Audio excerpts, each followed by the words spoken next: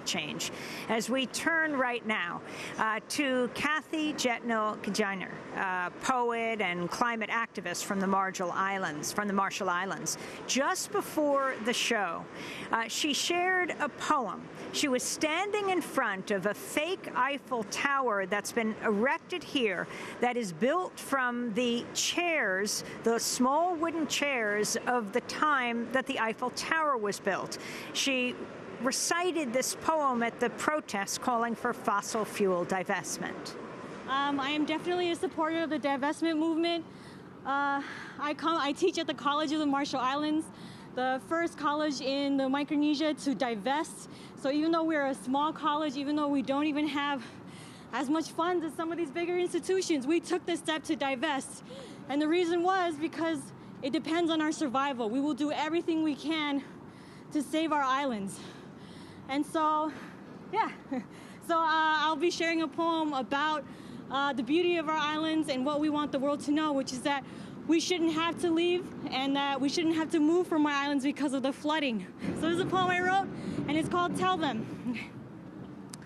I prepared the package for my friends in the States.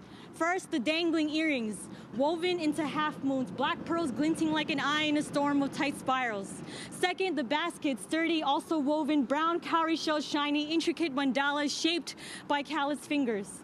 Inside the basket, I write a message. Wear these earrings to parties, to classes and meetings, to the corner store, the grocery store, and while riding the bus.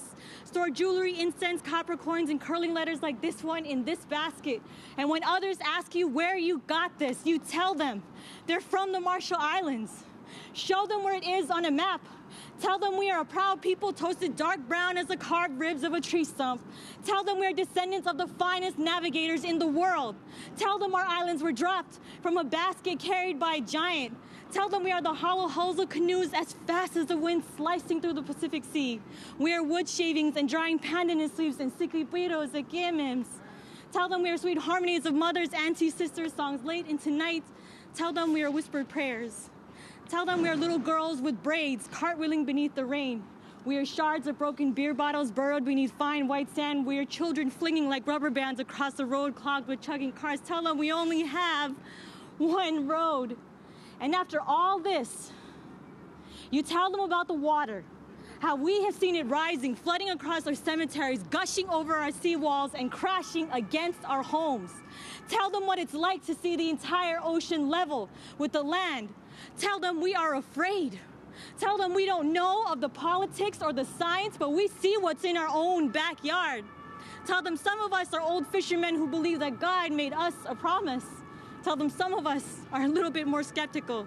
But most importantly, you tell them that we don't want to leave. We've never wanted to leave. And that we are nothing without our islands. Thank you. And this is why I support the divestment campaign, to support our islands so that we don't have to leave from our islands, so that we can do whatever we can to save our islands. Thank you.